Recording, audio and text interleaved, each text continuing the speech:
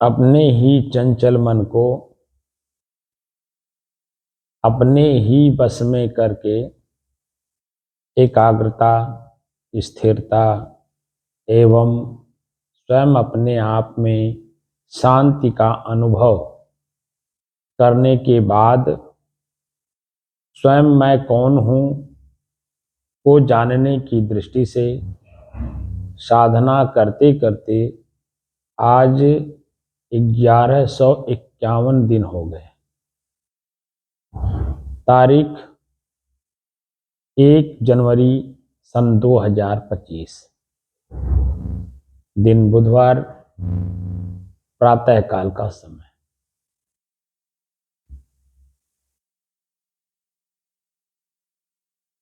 आज रात्रि के 12 बजे के बाद 12:01 जैसे हुआ, नया वर्ष शुरू हो गया और पूरे विश्व में 2025 का हर्षोल्लास के साथ स्वागत किया गया।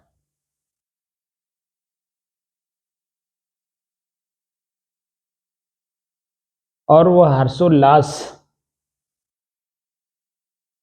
किस तरह से मनाया जाता है ये तो आप लोगों को बताना नहीं है कि हर क्षेत्र में अपने अपने तरीके से लोग नए वर्ष का स्वागत किए, हर्षोल्लास मनाए, एक दूसरे से अपनी प्रसन्नता व्यक्त की।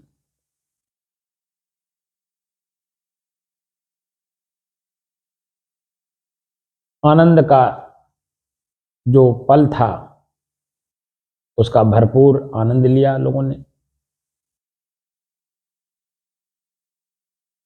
और इस नए वर्ष में हम संतों की तरफ से आप लोगों को शुभकामनाएं हैं और आशीर्वाद भी है और साथ साथ दिशा निर्देश भी है।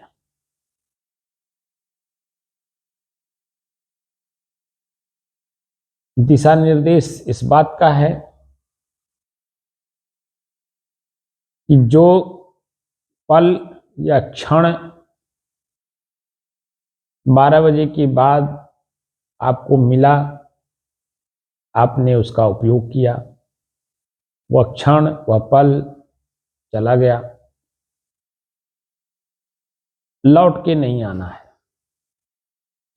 प्रतिवर्ष ऐसे ही होता है, अपने अपने तरीके से सभी लोग मनाते हैं। हमारे हिंदू धर्म के कैलेंडर के हिसाब से वह आज नहीं मनाया जाएगा,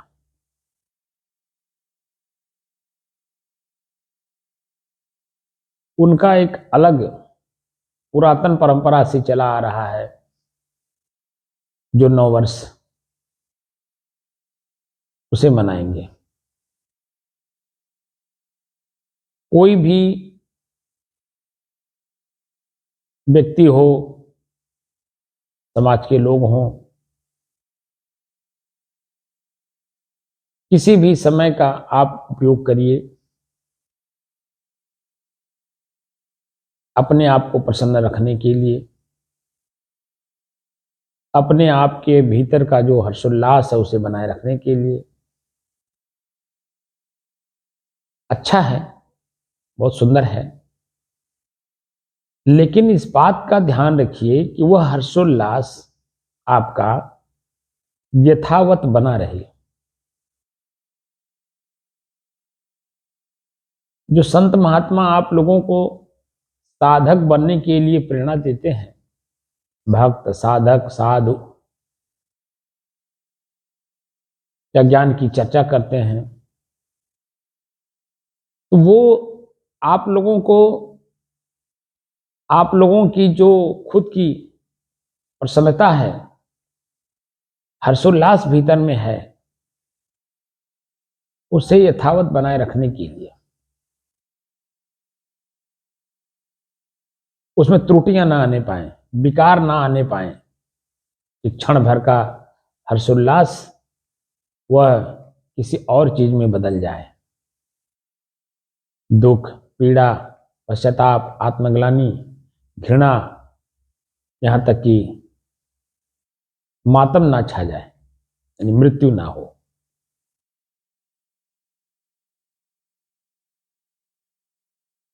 या दूसरे किसी को कष्ट ना हो, पीड़ा ना हो हमारी वजह से। इन सब चीजों का ध्यान देते हुए अपनी इस प्रसन्नता को कैसे बनाए रखें, उसके बारे में दो लोगों की चर्चा यहां करता हूं। सदगुरु कबीर साधकों के लिए कहते हैं, क्योंकि हमारा अध्यात्म क्षेत्र है ना, तो हम अपने साधकों के लिए हमारे ऋषि महर्षि संत महात्मा जो बता गए हैं उस बात का जिक्र यहां करता हूं।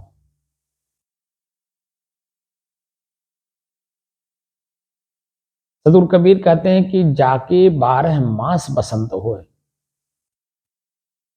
ताके परमारथ बूझे बिरला कोय। कोई बिरला आपके इस हर्षोल्लास को समझेगा। बसंत का मतलब हर्षोल्लास का समय।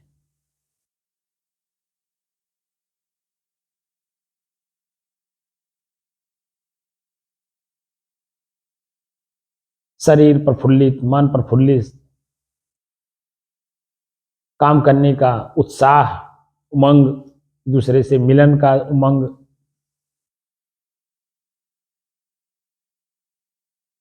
ये हमेशा ऐसे बना रहे। और भगवान कृष्ण गीता में कहते हैं कि ब्रह्म क्या है। किसी ने पूछा उनसे, हमारे जो ऋषि हैं, लेखक हैं गीता के, उनसे किसी ने पूछा कि प्रसन्नता क्या है, ब्रह्म क्या है। तो उन्होंने बताया कि ब्रह्मभूत है प्रसन्न आत्मा। प्रसन्नता, हर्षोल्लास, आत्मा जो आत्म को धारण करे। आत्म कहते हैं स्वयं, स्वयं मैं और निज को, अर्थात स्वयं मैं जिस स्वरूप का हूं उस स्वरूप में यथावत स्थिर रहना, प्रकृति को प्रकृति की तरह अपना काम करते हुए देखना और प्रकृति के नियमों से अपने आप को मुक्त करना।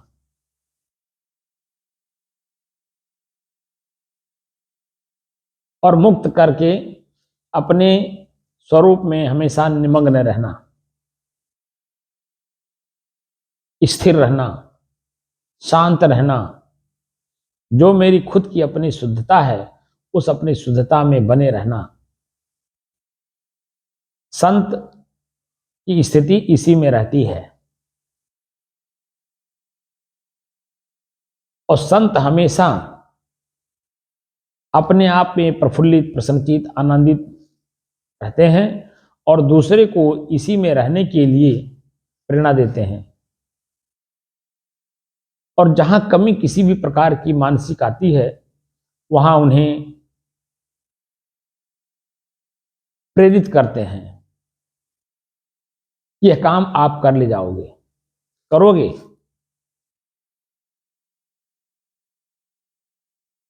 लेकिन एक होता है जानकारी में करना, एक होता है अज्ञानता में करना।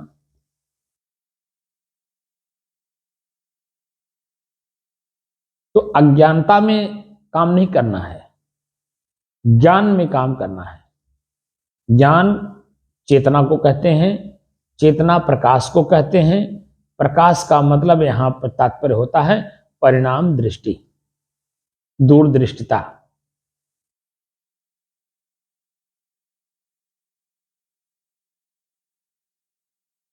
दूरदृष्टिता रख करके जब काम किया जाता है तो बीच में व्यवधान बहुत आते हैं।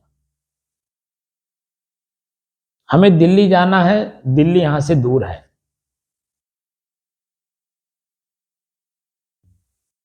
और दिल्ली जब तक हम पहुंच ना जाएं तब तक रास्ते में कितने व्यवधान आते हैं अपने ही शरीर में।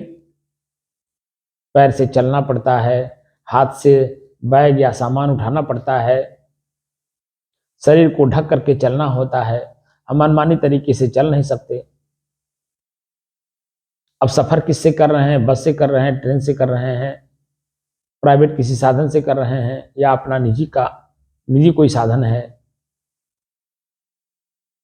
तो बिना चले, बिना वहां पहुंचे आपको सुख, शांति, स्थिरता नहीं प्राप्त होगा। ऐसे ही मनुष्य शरीर पा करके जो अपने ही इन शरीर और शरीर के जो पार्ट्स यानी इंद्रियां हैं, इनसे ही अपने आप को मुक्त नहीं किया,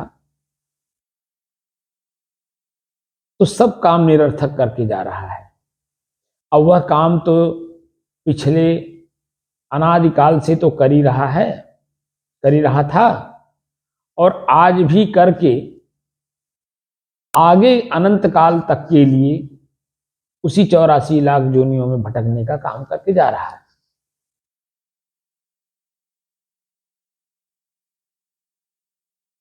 हम साधक हैं, हम साधना कर रहे हैं अपने ही शरीर के अंग, उसके बाद जो स्थूल शरीर है इसको और इसके अंग को, फिर उसके बाद सूक्ष्म शरीर, मन हमारे बस में नहीं, चित्त जो अनुसंधान करता है वो मेरे बस में नहीं, सार्थक चिंतन करने नहीं देता, वो चिंता में डुबोए रहता है। मन, चित्त, बुद्धि जो निश्चय सांसारिक वस्तुओं में, सांसारिक पदार्थों में बुद्धि बना करके जो लोग चल रहे हैं, ये मेरा घर, मेरा खेत, मेरा ये, मेरा वो, मेरा ऐसा, मेरा वैसा, ये मेरा परिवार है, मेरे सामने कौन टिकेगा, ये सब प्रकृति का भाषा है, आपकी भाषा नहीं है।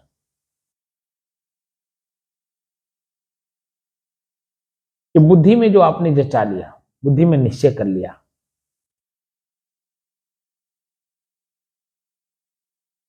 प्रकृति स्वतः अपने नियम में चलती है, वो किसी की होती नहीं है। अनादिकाल से पृथ्वी है और अनादिकाल तक आगे रहेगा, अनंत काल तक रहेगा, और इसी में हम लोग कीड़े मकोड़े की तरह जन्म लेंगे और इसी में समाहित होते रहेंगे। दुख, दर्द, पीड़ा, ये सब हम लोग लेते, अनुभव करते रहेंगे। अरे अपने आप को समझने का प्रयास करो, अपने आप को जानने का जब प्रयास करोगे तब पता चलेगा कि मैं कितने बड़े दलदल में हूं। हमारा इस शरीर ही एक दलदल है, एक जेल है, पिंजरा है 10 द्वार का, और मैं इसी में से निकलने के लिए, उड़ान भरने के लिए व्याकुल हूं, परेशान हूं, दुखी हूं।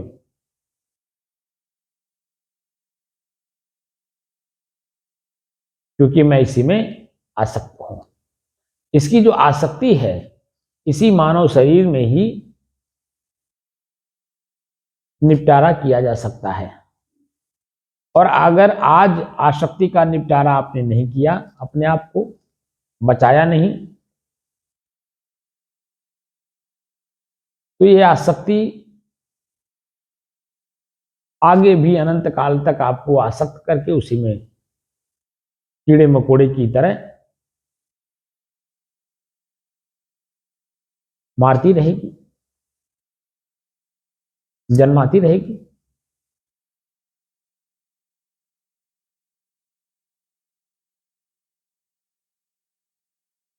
हम स्वयं के बस में नहीं हैं, तो हैं कहां? प्रकृति के बस में।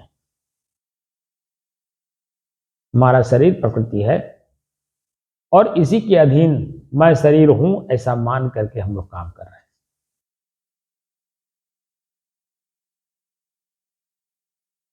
1151 दिन से मैं आप लोगों को मैं और मेरे का अंतर ढूंढवा रहा हूं। क्या मैं शरीर हूं? क्या शरीर में उत्पन्न होने वाले क्रियाएं मैं हूं? सुख, दुख, पीड़ा,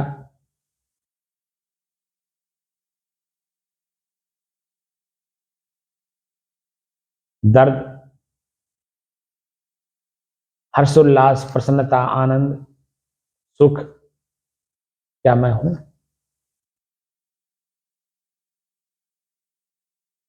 मैं दोनों नहीं हूं, दोनों का उपभोक्ता हूं,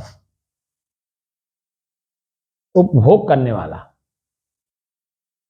कोई अच्छा काम हो गया, मन प्रसन्न हो गया, आनंदित हो गया, उत्साहित हो गया और उसी काम को करने के लिए।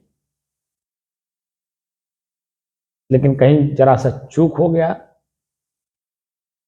कोई बात आ गई, तो अपना ही मन कितना बड़ा पीड़ा हमको अनुभव कराता है।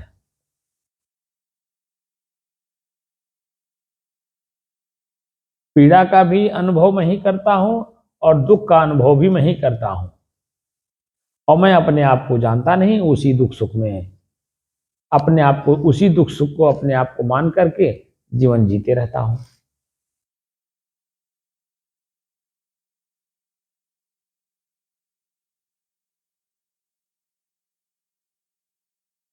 अपने आप को जानिए कि आखिर हूं मैं कौन। और मैं आप लोगों को इसका अनुभव, जो लोग कर रहे होंगे अभ्यास, वो इस बात को समझ रहे होंगे कि मैं अपने आप में क्या हूं। मैं प्रकृति के क्षण क्षण की क्रियाओं को जानने वाला, क्षण क्षण की क्रियाओं को एकदम शुद्ध, शांत, स्थिर और एक रस हो। मेरे में कोई परिवर्तन नहीं, किसी भी प्रकार की क्रिया नहीं है, ना कोई परिवर्तन है।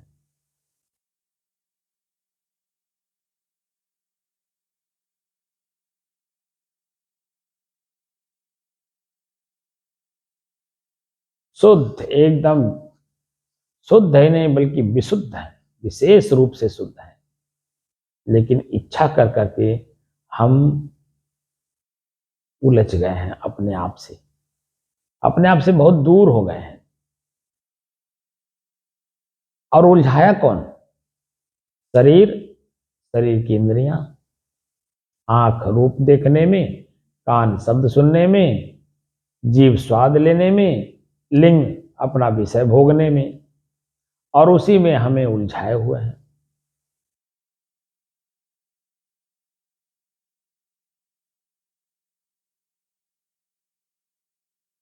सदगुरु कबीर कहते हैं, संतो घर में झगड़ा भारी। एक घर जो बाहर का है, उसमें देवरान जेठान ननद भौजाई आपस में लड़ती है, सास बहू लड़ती है, भाई भाई लड़ते हैं, पिता पुत्र लड़ते हैं। वो समझ में बात आती है। हमारे अपने ही शरीर में लड़ाई हो रही है। संतो घर में झगड़ा भारी, झगड़ा हो रहा है और भारी झगड़ा हो रहा है। और आप उस झगड़ा के दृष्टा हो, साक्षी हो। कौन कौन लोग आपसे झगड़ रहे हैं। आंख अपना रूप देखने में झगड़ा करता है, यहाँ ले चलो, वहां ले चलो, ऐसा दिखाओ, वैसा दिखाओ, ये दिखाओ, वो दिखाओ। कान अच्छे अच्छे शब्द सुनना चाहता है, जिससे विषय वासना पुष्ट हो। फिल्मी गाने, फिल्म कहाँ कहाँ ये आपको लेके जाने के लिए प्रेरित करता है। थिएटर में ले चलो, फिल्म दिखाओ, गाना सुनाओ, वहाँ के उनके डायलॉग सुनो, तमाम तरह की चीजें।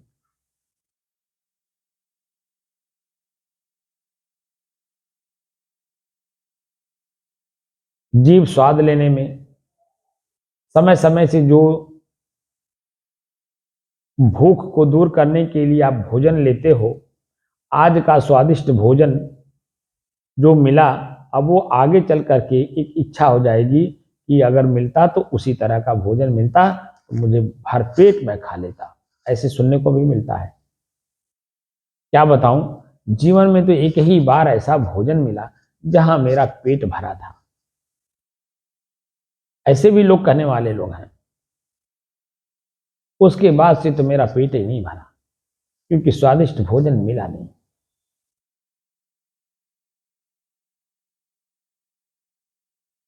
और जो स्वादिष्ट भोजन मिल गया तो इतना डट के खा लेंगे, दबा दबा के, कि उल्टा पलटा कार्य होने लगता है, जैसे उल्टी और दस्त।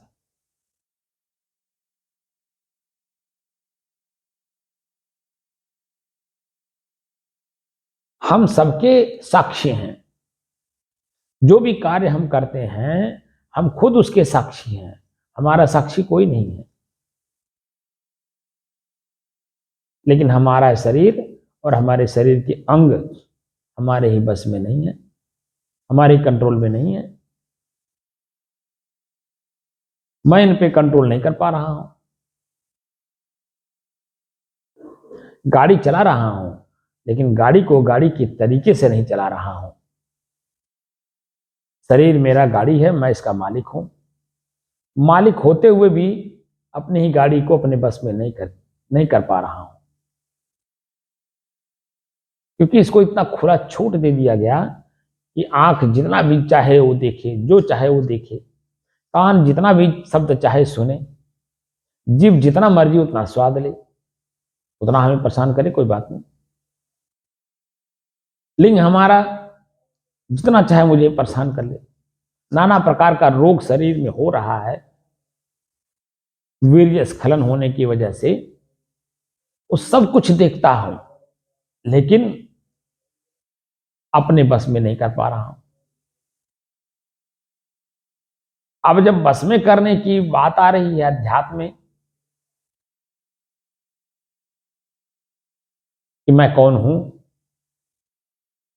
तो अब हमारा मन इतना छूट पा गया है कि वह अब किसी के अधीन रहना नहीं चाहता। ये छूट दिया किसने? मैं ही दिया हूं और मैं ही बनूंगा। बांधने के लिए आपको थोड़ा सा परिश्रम तो करना ही पड़ेगा। अब इसकी जो भी छटपटाहट हो, उसे आपको सहन करना ही पड़ेगा। और धीरे धीरे धीरे धीरे अभ्यास करते करते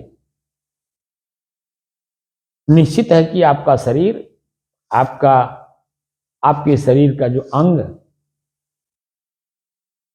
स्थूल शरीर के और सूक्ष्म शरीर के जो मन आपका है, वो अपने बस में हो जाएगा। चित्त हम जैसा चाहेंगे वैसा अनुसंधान करेगा। बुद्धि मैं जैसा चाहूंगा वैसा निश्चय करेगा। और क्रियाएं जो इंद्रियों की या शरीर की होती है, वो मैं जैसा चाहूंगा वो लोग वैसा क्रिया करेंगे, अन्य अहंकार करेंगे।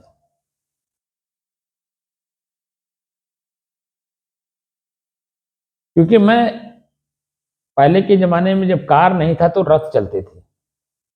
तो हमारे ऋषि ने जब इसका अनुभव किया कि मैं रथी हूं शरीर का, तो उन्होंने रथ का उदाहरण दिया। आज रथ कहीं देखने को नहीं मिलता, इक्का दुक्का कहीं मिल जाए तो भले। शादी विवाहों में आजकल भले चल रहे हैं, लेकिन जनरल रूप से कहीं नहीं दिख रहे हैं। अब जनरल रूप से तो कारें दिखाई दे रही हैं। तो आज के समय में जो परिवर्तन हुआ है, इस परिवर्तन के हिसाब से अगर मैं देखूं तो गाड़ी का ड्राइवर हूं मैं। अपने शरीर रूपी गाड़ी का मैं स्वयं ही मालिक हूं, स्वयं ही ड्राइवर हूं। और स्वयं मैं ड्राइवर और मालिक होने का जो आभास होना चाहिए वो मैं भूल चुका हूं। मैं ही गाड़ी हूं ये अनुभव हो गया, मैं ही शरीर हूं ये मालूम हो रहा है। मैं जो भी काम करता हूं वो कहता हूं मैं कर रहा हूं, जो कि पूर्व कई जन्मों के कर्मों के अनुसार प्रकृति में जो आपके किए हुए कर्म के संस्कार हैं, वो संस्कार काम कराते हैं, उसे हम लोग प्रारब्ध कहते हैं। जो कुछ भी हो रहा है वो प्रकृति में हो रहा है। आप कुछ नहीं कर रहे हो, क्योंकि आप तो स्वतः स्थिर हो और आकाश की तरह हो, स्वच्छ, निर्मल, ठोस और विशाल। तो क्रिया किसकी हो रही है, कौन कर रहा है? आप तो कर नहीं सकते, क्योंकि स्थिर हो, शुद्ध हो, शांत हो, स्थिर हो और एकरस हो। तो क्रिया कौन कर रहा है? आप कैसे कर सकते हो क्रिया, और कैसे कर सकते हो कि मैं क्रिया कर रहा हूं? क्या आप गाड़ी का पहिया आप स्वतः चलते हो बन करके? क्या स्टीयरिंग स्वयं बन करके आप हिलते हो? क्या स्वयं आप हेडलाइट बन करके जलते हो?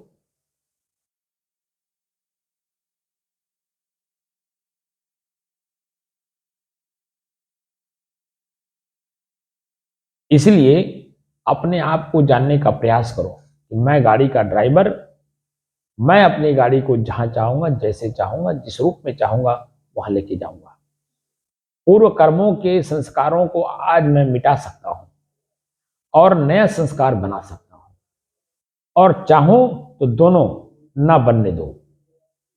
पूर्व का जो संस्कार है उसे मैं भोग करके समाप्त कर दूं, आगे कोई किसी प्रकार का संस्कार बनने ना दूं। उसके लिए आपको एकदम सतर्क और सावधान रहना होगा कि मेरे से कोई ऐसा कार्य ना हो कि अगला क्षण मेरे लिए घातक हो। दूरदृष्टिता रखिए, हर काम में दूरदृष्टिता रखिए। किसी भी काम को करिए तो उसके नियम में करिए। कर्म तो करना ही होगा, लेकिन एक सार्थक कार्य होता है, एक निरर्थक कार्य होता है। मैं कर रहा हूं, ये निरर्थक है। कौन कर रहा है इसकी खोज करना सार्थक है, क्योंकि मैं तो स्थिर हूं, निष्क्रिय हूं, मेरे में कोई क्रिया नहीं है, मेरे में कोई परिवर्तन नहीं है। तो क्रिया आखिर कर कौन रहा है जब मैं निष्क्रिय हूं? तो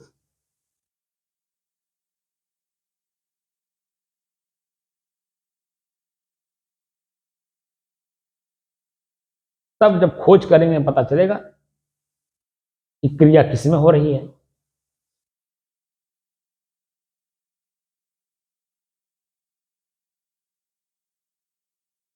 आज मैं चाह रहा हूं तो मेरी जीभ ठीक ठीक अच्छे शब्दों का प्रयोग कर रहा है, क्योंकि मैं भीतर से सोच कर समझ कर निकाल रहा हूं और उस तरह का अभ्यास कर चुका हूं, इसीलिए लगातार इस पर मैं बोल रहा हूं, क्योंकि उसी पे काम कर रहा हूं, एकदम उसी पे कि आखिर मैं हूं कौन। और ये आज से नहीं, लगातार सन 90 से कर रहा हूं। इसलिए मेरे मुखारबिंद से, मेरे जीभ से वही शब्द बन करके निकल रहे हैं जिसका मैंने अभ्यास किया है, जिसको मैंने साक्षात देखने का प्रयास किया है, जानने का प्रयास किया है।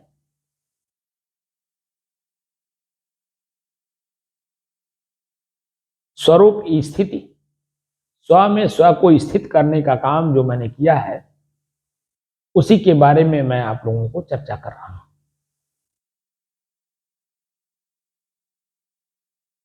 ताकि आप लोग भी जानिए ये सहज है। जो सहज है उसी सहज में बने रहने का अभ्यास करिए, क्रिया होने मत दीजिए। क्रिया आप करते हैं, समझते हैं मैं कर रहा हूं, लेकिन वही दूसरी जब वो क्रिया होने के बाद उसका विकार पैदा होता है, या उसमें विकार दिखाई देने लगता है, बुराई दिखाई देने लगता है, हान नुकसान दिखाई देने लगता है, फायदा की जगह पे नुकसान, तब आपको लगता है यार मैं नहीं कर रहा था, वो तो कोई और कर रहा था। और जब फायदा हो जाता तो कहते मैं किया, नुकसान हो गया तो भगवान कर दिया। भगवान प्रकृति को कहते हैं, भ भूमि ग गगन व वायु आग नीर। हमारे शरीर में है।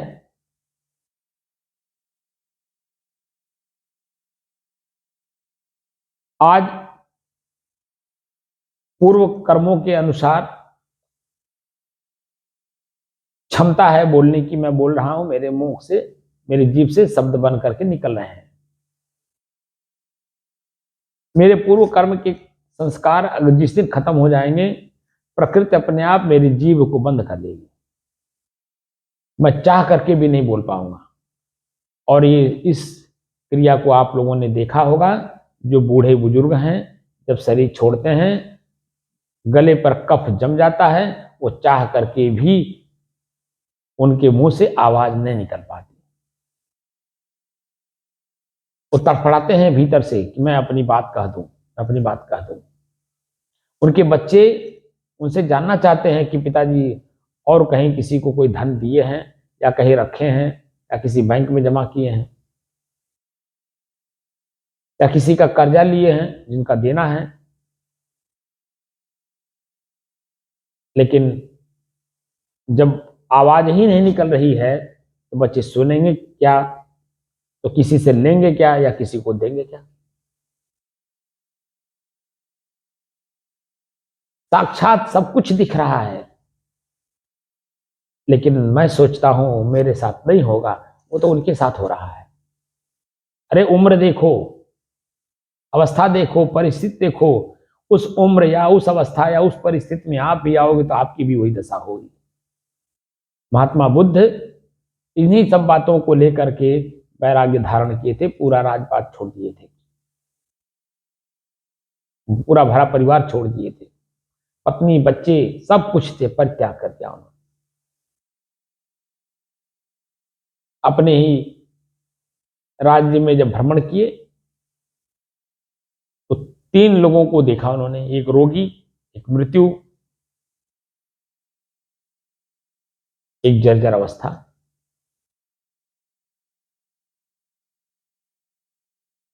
इन 3 लोगों को देख करके और अपने सारथी से पूछते हैं कि क्या ये दशा मेरे साथ भी होगी। सारथी ईमानदार,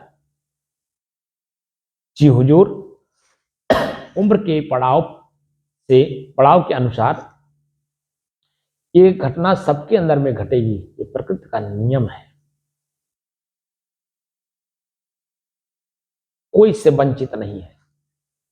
महात्मा बुद्ध अपने सारथी से पूछते हैं इसका उपाय क्या है। तो उन्होंने जो सुना था उसको उन्होंने बताया कि भगवान का भजन ही सार है, बाकी कुछ सार नहीं है। और इन अवस्थाओं से बचने का एक ही उपाय है, भगवान का भजन करना, ईश्वर का स्मरण करना और भगवान का भजन करना।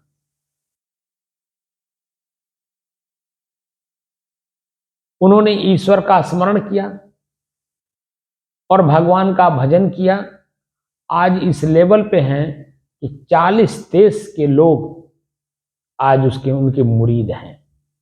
भारत में पैदा हुए, भारत में ही उन्होंने ज्ञान प्राप्त किया, भारत में रह कर, भारत के वो रहने वाले थे और भारत में रह करके लोगों को चेताने का काम किया, लेकिन आज तक लोग नहीं चेते। उनके बाद कबीर साहब हुए, भारत में हुए, भारत में रह करके भारत के लोगों को जगाने की कोशिश की, लेकिन कोई कोई बिरला जाग रहा है।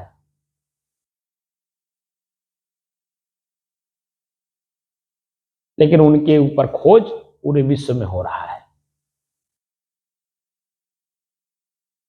हम तो गए नहीं है ना, मैं उसके बारे में कोई इतना मैं वो करता हूं, लेकिन किसी ने बताया मुझे कि रसिया का जो थीम है वो कबीर साहब हैं।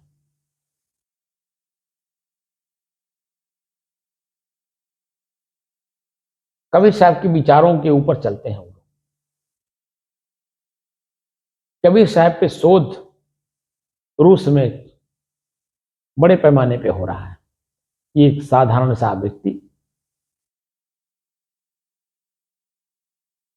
जनता के बीच में रह करके क्या बोल गए हैं, वो क्या कह रहे हैं, उनका इस बात को कहने का क्या अस्तित्व है, क्या रीजन है।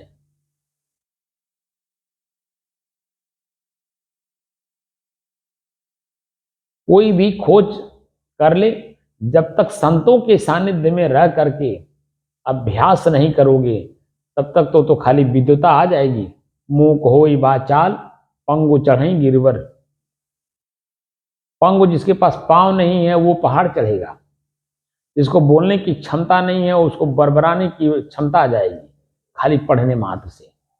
लेकिन जब आप ज्ञान जानकारी को कहते हैं, लेकिन साथ साथ में अगर प्रज्ञा जगा दिया जाए, प्रज्ञा का मतलब यहाँ अभ्यास से है, प्रैक्टिस से है, प्रैक्टिकल से है। जिस काम के बारे में आप पढ़ रहे हो या बोल रहे हो उसके बारे में पहले करके दिखाओ। बोलने की जरूरत नहीं, करके दिखाओ। और जो करता है वो गहराई में जाता है, जो खाली बरबराता है वह उठल्ला हो जाता है समाज की दृष्टि से, और अपने स्वयं गंवार का गंवार ही बना रह जाता है, क्योंकि वो खाली दूसरे को दे रहा है, जानकारी दे रहा है, और अपने उस जानकारी का कोई मकसद पूरा नहीं कर पा रहा है। वो जिसके बारे में बोल रहा है उसी के बारे में अपने खुद कमजोर है और दूसरे को मजबूत बनाने में चला है। सार्थकता समाज देखती है कि जो व्यक्ति बोल रहा है वो स्वयं अपने आप में मजबूत है या नहीं। अगर वो मजबूत है अपने आप में तो गंवार से गंवार, ज्ञानी से ज्ञानी, धनवान से धनवान लोग फिर उनका कद्र भी करने लगते हैं और उनसे उस ज्ञान को जानने का प्रयास भी करते हैं। किस ज्ञान मन जानकारी से आप इस कार्य को कर रहे हो उसे हमें भी बताओ, क्योंकि वो स्पष्ट दिखता है। किसान खेती करते करते एक अवस्था ऐसी आती है जब उसी में लीन हो जाता है तो उसकी फसल पूरा विश्व देखता है कि किसान किस हैसियत से कार्य किया कि आज उसका फसल पूरा समाज देखने को मजबूर है, क्योंकि वह एकदम लीन हो गया उसी में, खेती में। मुझे खेती ही करना है, क्योंकि खेती संसार का सबसे बड़ा काम है और किसान सबसे बड़ा साधक है। वह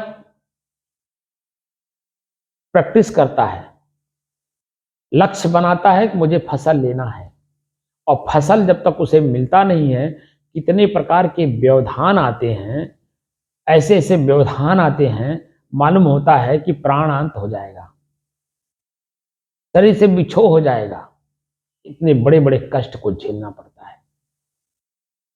हम आप साधक तो साधारण साधक हैं, हम लोगों के पास सब कुछ उपलब्ध है, लेकिन किसान के पास कभी खाद के लिए पैसा नहीं, कभी बीज के लिए पैसा नहीं, कभी जुताई के लिए पैसा नहीं, कभी खाने को पैसा नहीं, कभी पहनने के लिए कपड़े नहीं। क्या क्या उसके साथ गुजरता है वह खुद झेलता है और वह अपने मन को साधता चला जाता है।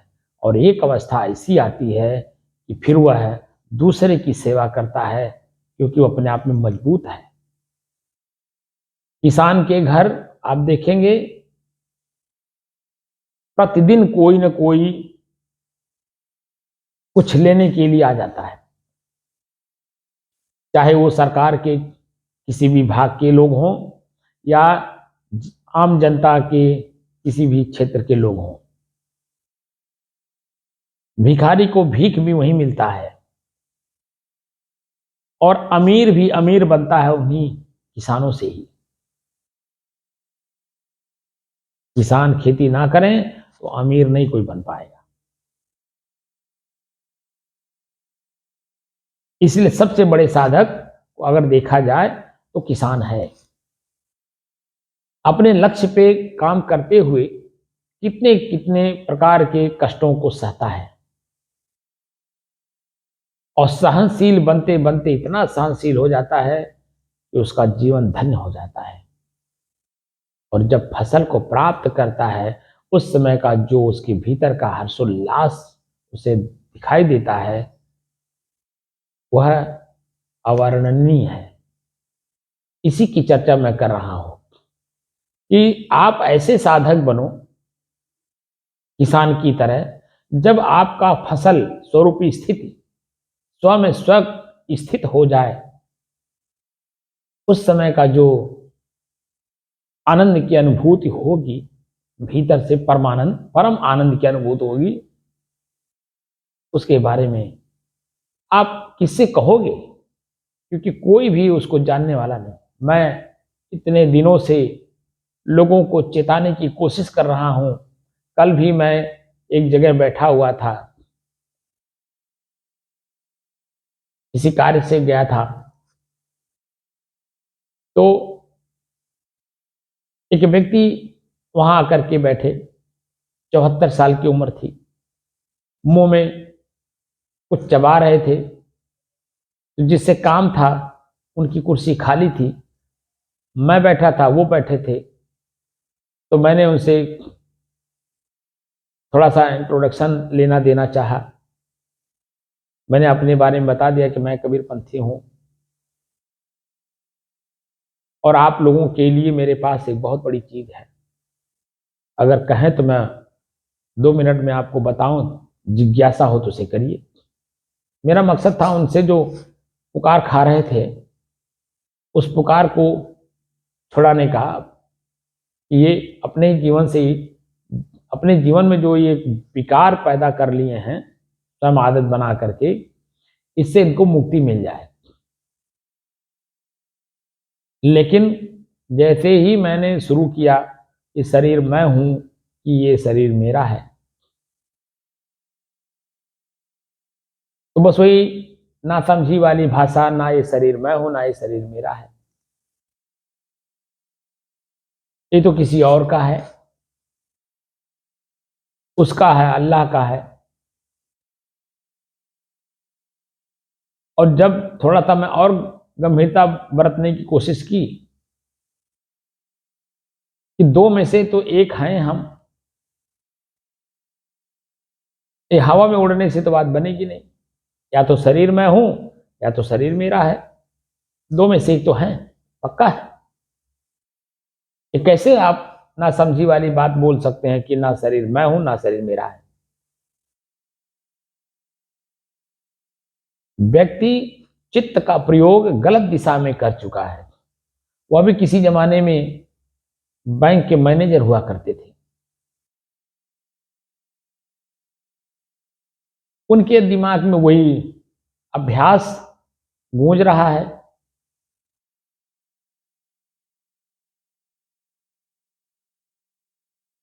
ये जो सार्थक चिंतन है जीवन का, वो तो उन्होंने कभी किए नहीं। नौकर तो नौकर होता है, मालिक जो कार्य करने के लिए कहेगा वो काम आपको करना है। कहेगा उठ तो उठना पड़ेगा, कहेगा बैठ तो बैठना पड़ेगा, कहेगा चल तो चलना पड़ेगा, कहेगा लेट तो लेटना पड़ेगा। आप अपने मनमानी कुछ नहीं कर सकते। स्वतंत्र चिंतन तो स्वतंत्र कार्य से होता है। स्वयं में जब स्वतंत्रता आती है, तब बाहर की स्वतंत्रता भी खोज, बाहर की स्वतंत्रता के बारे में भी छटपटाहट होती है कि मैं स्वतंत्र नहीं हो पा रहा हूं। तो उसका उपचार ढूंढा जाता कि मैं स्वतंत्र कैसे हूं। स्वतंत्र तंत्र जो है मेरे अधीन हो। कौन से तंत्र? आंख, कान, नाक, हाथ, पैर, जीव, लिंग, मन, चित्त, बुद्धि, अहंकार, ये सब तंत्र है, ये मेरे बस में हो। स्व बस हो, स्व के बस में हो, स्वतंत्र तंत्र स्व बस हो, तब क्या होगा? स्वच्छंदता आ जाएगी। हम खुद स्वच्छंद हैं अपने आप में, लेकिन पराधीन हैं, परतंत्र हैं, अपने ही तंत्रों के अधीन है। आंख अपनी तरफ खींच रहा है, कान अपनी तरफ खींच रहा है, जीव अपनी तरफ खींच रहा है। ये ठंडी, गर्मी, बरसात, भूख, प्यास शरीर को मैं मानने की वजह से लग रहे हैं।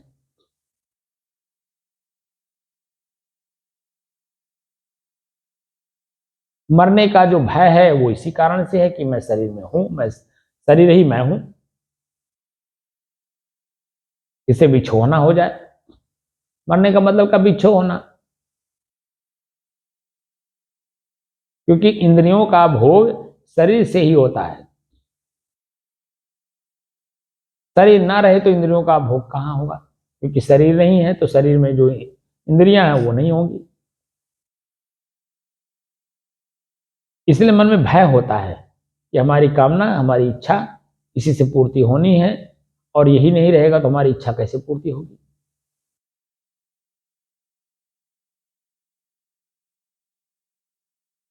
तो अपने शरीर शरीर के जो पार्ट्स हैं इनको, और भीतर में जो सूक्ष्म शरीर है, मन, चित्त, बुद्धि और अहंकार, ये 9, इन 9 से अपने आप को मुक्त करना है। 9 मन सूत उलझन, इनको सूत कहा कबीर साहब ने। ये उलझ गए हैं अपने आप में, और इनके अपने उलझन से मैं उलझ गया हूं, इन्हीं के उलझनों में। अब एक एक करके सूत को सुलझाना पड़ेगा। सुलझाते सुलझाते जितना ही लगन से आप चलोगे उतना जल्दी कवर करोगे। जितना ही आप लेट करोगे या इंद्रियों के भोगों में लगे रहोगे तो सुलझने के बजाय और उलझाते रहेंगे ये। इसलिए इस कार्य को करते समय बहुत सावधानी रखनी होगी, और सावधानी ही नहीं, इतना सतर्क रहना होगा, एक क्षण के लिए भी मेरा मन किसी इंद्रिय में न लगने पाए।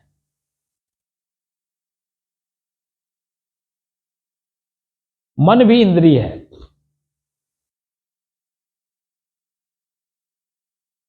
लेकिन ये अनुभव नहीं होने देता कि मैं भी इंद्रिय हूं।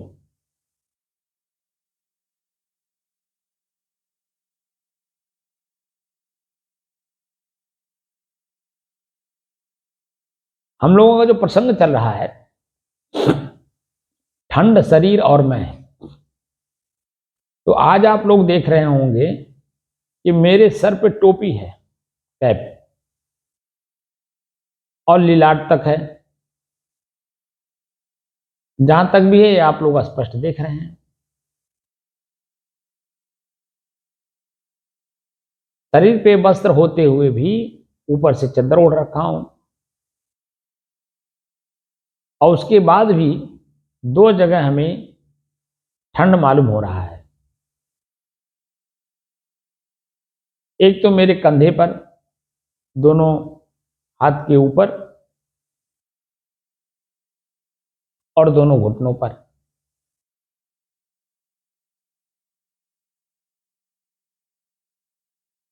और हाथ में ठिठुरन लग रही है, क्योंकि इस समय गलन बढ़ गया है, और ये सूक्ष्म ठंडी है, और इसमें जरा सा भी असावधान होंगे तो आपकी हड्डी तक ठंड पहुंच जाएगी, इतना सूक्ष्म है।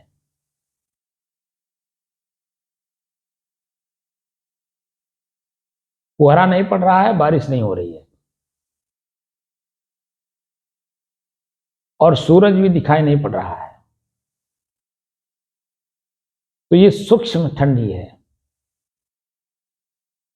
और इसमें थोड़ी सी भी असावधानी आपने बरती तो ये शरीर आपका ठंड के रोग से रोगित हो जाएगा, और आप इसी पीड़ा में उलझ जाएंगे। इसलिए साधक का कर्तव्य बनता है, शरीर का मैं मालिक हूं, शरीर सुरक्षित है तब मैं इसी में सुरक्षित हूं, तब मैं अपने आप का ज्ञान कर पाऊंगा। और शरीर जरा सा भी असुरक्षित हुआ तो मन बार बार उसी में जाएगा, और मन जिसको साधने में हम लगे हैं वह साधने के कौन कहे छोड़ करके अलग रूपों में पहुंच जाएगा, क्योंकि स्थिरता है नहीं अपने आप की।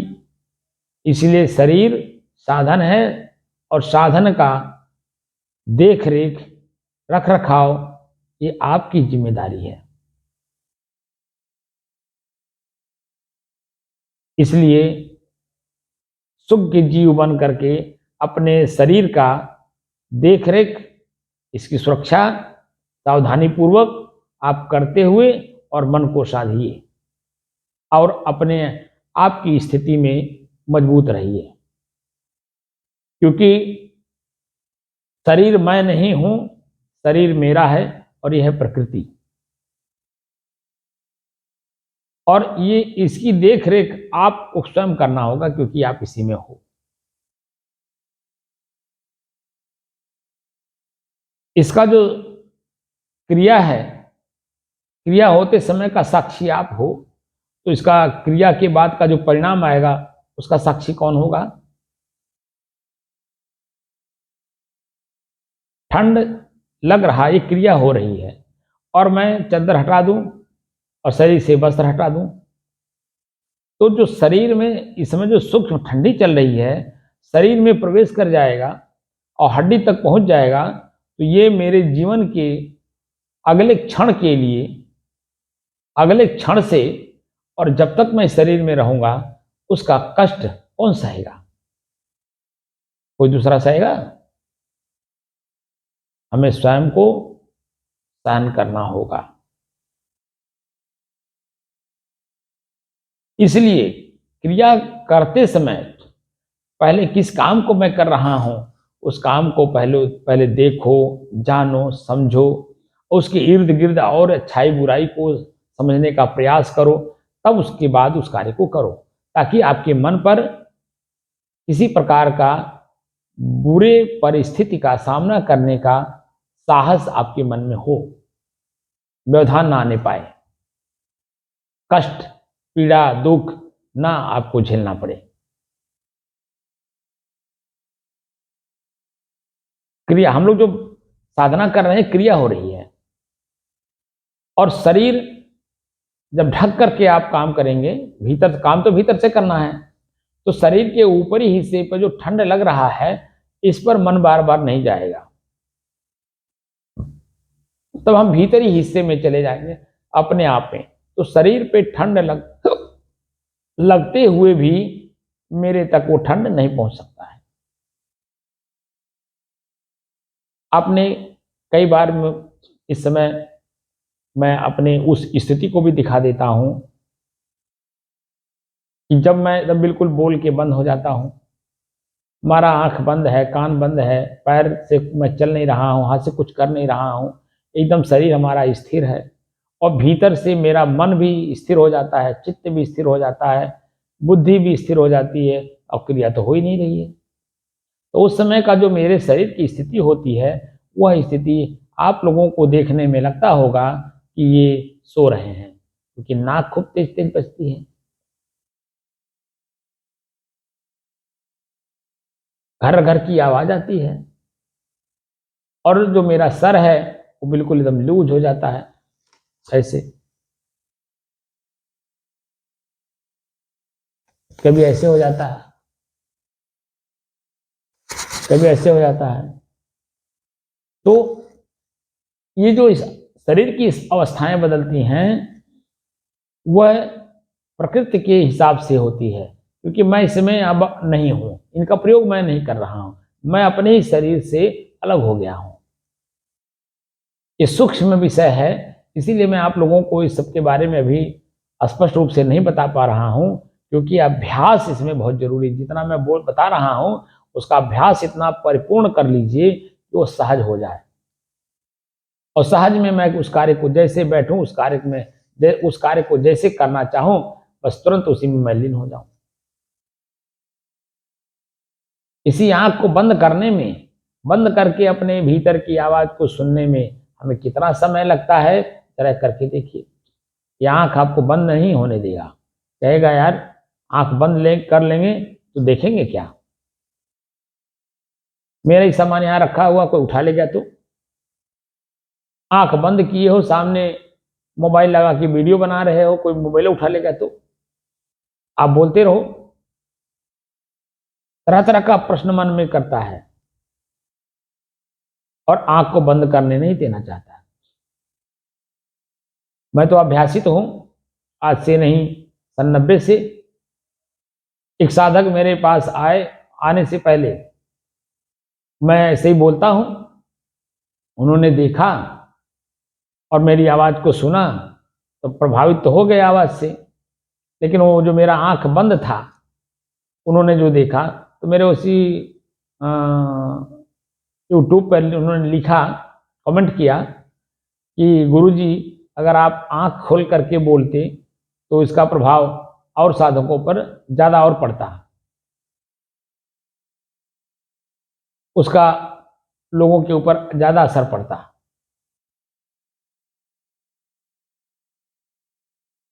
और जब मेरे पास आए सीखने के लिए तो कह रहे हैं कि जितना आपके पास विद्या हो बस जल्दी जल्दी सिखा दीजिए, क्योंकि मेरे पास समय नहीं है, मुझे पटना में विपස්සना में जाना है, यहाँ कुशीनगर। अब ये विद्या तो ऐसी सीखी जा रही जो कभी अपने से अलग हो ही ना। हमारा जो प्रसन्नता है, हर्षोल्लास है, आनंद की अनुभूति है, वो मेरा यथावत बना रहे, जैसा है वैसे ही मैं अपने आप को जान लूं। अब इसमें कौन सी अलग से विद्या आपको दे दें कि आपके पास समय नहीं है जल्दी से सिखा दूं। उनके मन में ये था कि सीख लूं, झट से जान लूं, खाली जानकारी करके और जा करके लोगों को मैं सिखाऊं, क्योंकि उनका अपना विपස්සना वालों का एक ग्रुप बना हुआ है। उस ग्रुप में एक दूसरे को शेयर करें, अपने आप की वाहवाही लूटें। दूसरे से वाहवाही लेकर के आप करोगे क्या? वो तो उधर हुआ सामान है। आप परमानेंट खुद क्यों नहीं हो अंदर से खोज करते हो कि जो कभी आपसे अलग हो ही ना,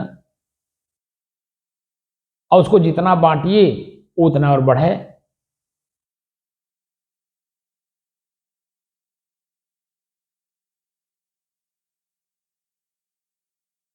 यह आपका स्वयं का अपना स्वरूप है, और अपने ही स्वरूप में आप लौटना चाहते हो जो आप हो।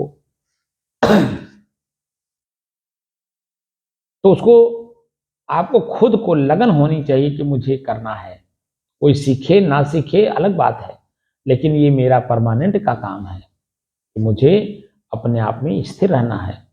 ठंड जीतना है, भूख प्यास को जीतना है, आलस्य को जीतना है, शरीर के जो इंद्रियां हैं, शरीर है, इनको इनकी क्रियाओं को जीतना है, इन्हें अपने बस में करना है।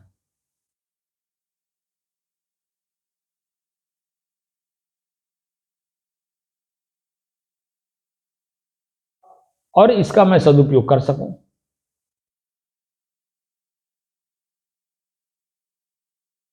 इनका सदुपयोग करके मैं जो हूं वहां पर स्थित रहूं।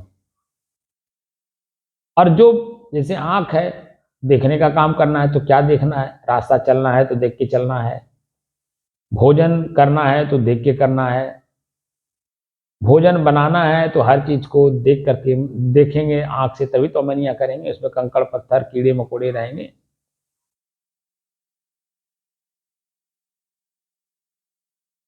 आंख का प्रयोग करना है पठन पठन पाठन में, तो क्या पढ़ रहे हैं, धार्मिक ग्रंथ पढ़ रहे हैं जो मुझे अपने आप का परिचय करावे, या नॉवेल पढ़ रहे हैं जिसमें आपकी इंद्रियां प्रभावित हों, आपका मन प्रभावित हो, आपका आंख प्रभावित हो, आपके शरीर के एक कण प्रभावित हों,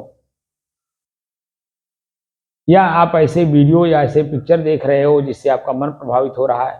मन प्रभावित हो रहा है तो शरीर भी प्रभावित हो रहा है। तो सार्थक चीजों को देखना है कि रास्ता चल रहा हूं तो रास्ते को देख के चलूं, कहीं गड्ढा ना हो, कहीं कंकड़ पत्थर ना हो, कहीं कांटा ना हो, रास्ते पर कहीं हमको सांप ना मिल जाए, रास्ते पर कहीं हमको सांड भैंसा मिल जाए। देख करके चलने के लिए कपड़ा पहन रहा हूं तो देख के पहनिए साफ है कि नहीं। तो जब हम आंख बना है देख करके काम करने के लिए, कान बना है शब्द को सुन करके, अगर कोई चीज मैं भूल गया हूं, विस्मृत हो गया हूं, तो किसी के द्वारा सुन करके हम उसको स्मरण कर लें, ख्याल कर लें और उस कार्य को कर लें। सार्थक कामों के लिए हम शब्द को सुने।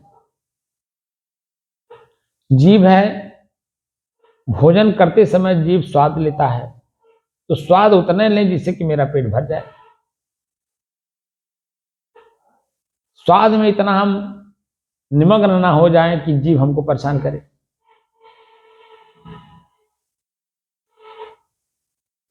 तो कुल मिलाकर के हम अपने शरीर के अंग को अपने बस में करके, अपने अधीन करके, हम उस जैसा चाहे काम वैसा काम इससे लें। पैर का काम है चलना, तो चलने के लिए इसको साधन मान लें कि पैर हमारा कहाँ जा रहा है, कहाँ है, इससे इसके द्वारा हमें जाना है। हाथ है कुछ करने के लिए, तो इस बात का ध्यान रखिए कि मेरा हाथ क्या काम कर रहा है, इसको मैंने कौन सी प्रेरणा दी, ये कौन सा काम कर रहा है, ये स्वतः कर रहा है या मेरी प्रेरणा के द्वारा कर रहा है। मैं जो चाह रहा हूं वही मेरा हाथ काम कर रहा है या अपने मन से काम कोई कर रहा है। इन सब चीजों के बारे में धीरे धीरे जानकारी होगी जब आप अपने आप में स्थिर रहोगे तब। और वो स्थिरता सिखा रहा हूं कि आप अपने आप में पहले स्थिर होइए। और जो भटकाने वाले लोग हैं ये हमारे ही लोग, अपने ही लोग हैं।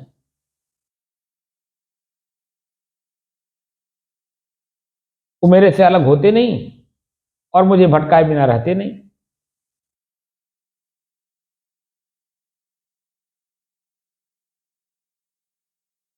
इसलिए जो प्रसंग चल रहा है ठंड, शरीर और मैं, तो मैं ठंड तो हूं नहीं। ठंड जल तत्व है। अब जल तत्व का अपना जो उसका प्रकोप है, प्रकोप कहेंगे इसको, वह हम लोगों के ऊपर दिखा रहा। अब उस प्रकोप से बचने के लिए हमें जितने भी साधन समाज में दिखाई दे रहे हैं उन साधनों का उपयोग करना पड़ेगा, क्योंकि वो भी सुख जीव ही, हमारे आप जैसे लोगों ने ही उसे इजाद किया है, उसे ही बनाया है, पैदा किया है। तो उसका सदुपयोग करना,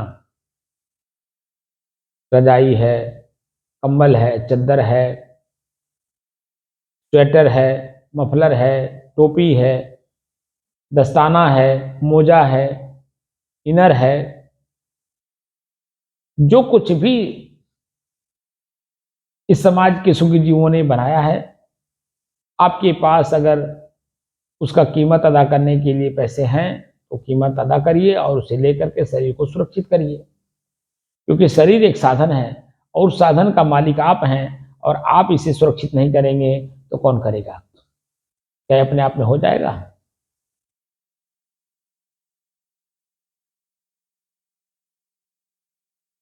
तो ठंड मैं नहीं बल्कि वो जल तत्व है। जल तत्व अपना प्रकोप दिखा रहा है हम लोगों को। और शरीर प्रकृति का है, मैं इसमें हूं तो इसका देखरेख करना ये मेरा कर्तव्य है। और मैं कौन हूं?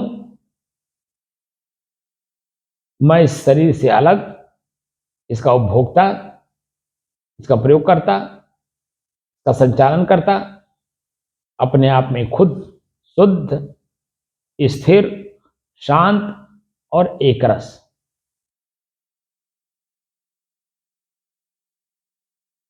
जैसे जैसे आप स्थिरता का अभ्यास करते जाएंगे और आपकी स्थिति मजबूत हो जाएगी स्थिर होने में, तो खुद आपको हर चीज अपने से अलग महसूस होता चला जाएगा और हर वस्तु का प्रयोग करता मैं हूं, ये आभास भीतर से होगा। अब मैं सार्थक प्रयोग कर रहा हूं कि निरर्थक प्रयोग कर रहा हूं, ये चेतना आने के बाद आपको पता चलेगा। अभी तो हम अचेतन हैं, इंद्रियों के अधीन है ना, इसलिए अचेतन है, चेतना में नहीं है। इसको सोया हुआ कह सकते हैं, एकदम निर्भीक होकर के सो रहे हैं इंद्रियों के विषयों में।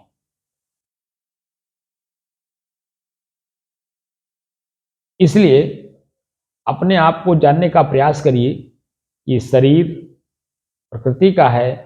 जो कुछ भी मैं अनुभव कर रहा हूं या महसूस कर रहा हूं वो सब प्रकृति में हो रहा है, मैं स्वयं इस प्रकृति से अलग शुद्ध हूँ, शांत हूँ, स्थिर हूँ, जहाँ ये सब कोई भी पहुँच नहीं सकते।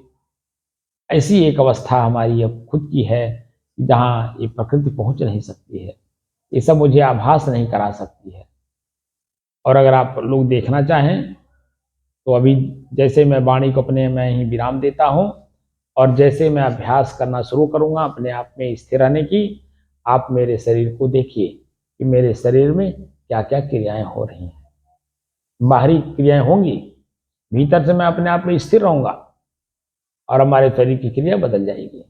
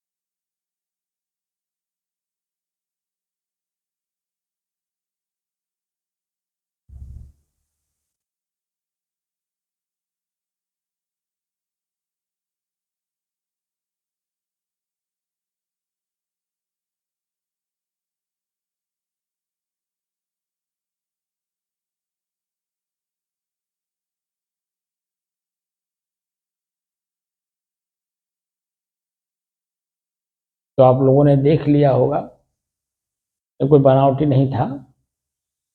कि खुद भी आप करके देख सकते हैं कि जैसे मन अपने आप में शांत हुआ, आपके शरीर का खुद का ज्ञान, क्योंकि मन ज्ञान करता है, मन वहाँ रहेगा ही नहीं। आपके शरीर की स्थिति जैसी भी हो, वो बाहर के लोग देख सकते हैं, लेकिन आप नहीं देख सकते। और जो आपकी स्थिति है, उसे में प्रवेश कर जाने से बाहर की स्थिति अपने आप आपसे छूट जाती है, तो कोई आभास या अनुभव नहीं होता।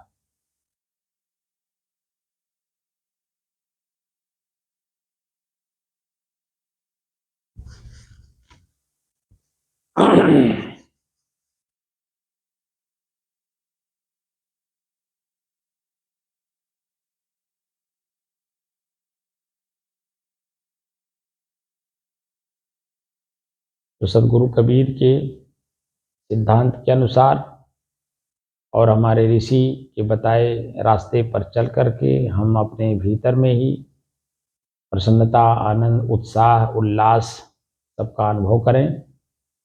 इसी शुभकामना के साथ मैं अपनी वाणी को विराम देता हूँ। साहेब बंदगी।